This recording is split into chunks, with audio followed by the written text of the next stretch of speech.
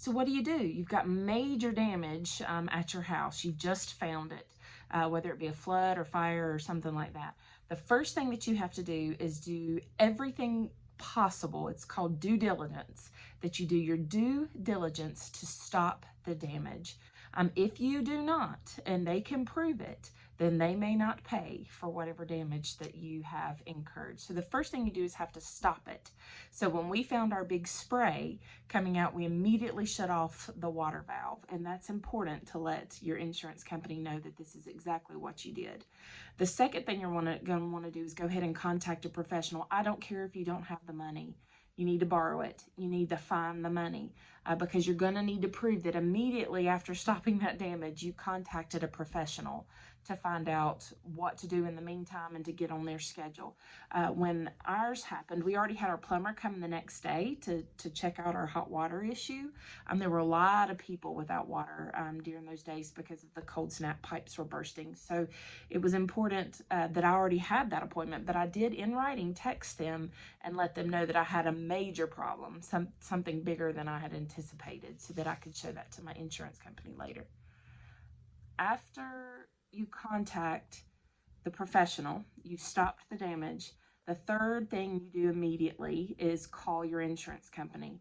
Now you're going to want to take deep breaths before you do this. You're going to want to be really careful with what you say. They will be recording you and or writing down exactly what you say. You might even hear them repeating back to you what you tell them.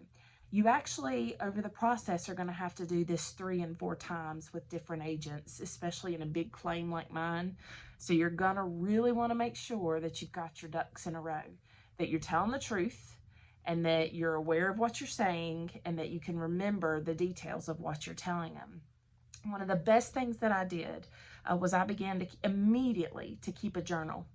I just opened up a new Word document and just began typing exactly what happened, when I discovered it, what occurred, what I did, who I spoke to, and what I said to them. And then when I got contact from insurance company, I printed that off. I kept everything. I have a notebook this thick of all our correspondence. So that's pretty important to keep that journal. It'll remind you what you've said and to whom, so that you can keep track of everything.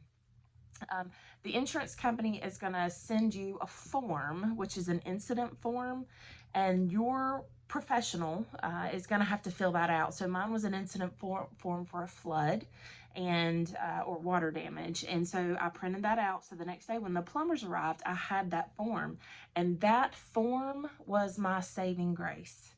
Because on that form, the plumber stated that the spray had taken place between 7 and 10 days. And again, if it had been 14 days, insurance would not have covered a dime of the damage.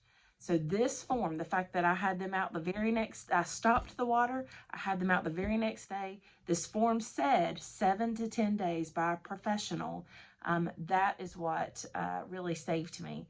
The Lord really used that to help me get financial assistance for all of this damage. So that's what you do. You stop the damage, call a professional, make that appointment as soon as you can get them out there. Call your insurance company very carefully and get that incident form, and then keep a record of every conversation.